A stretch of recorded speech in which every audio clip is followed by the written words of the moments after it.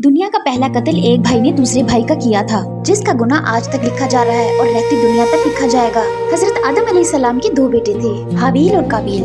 काबील को हाबील की बीवी पसंद थी। इस बात पर दोनों के इख्तलाफात हुए। हजरत आदम अलैहिस्सलाम ने फरमाया, अब तुम दोनों अल्लाह की राह में अपनी सबसे प्यारी चीज कुर्बान करो। हाबील ने अपना सबसे अच्छा जानवर कुर्बान किया और काबील ने अपनी फसल का एक कमतर हिस्सा कुर्बान किया।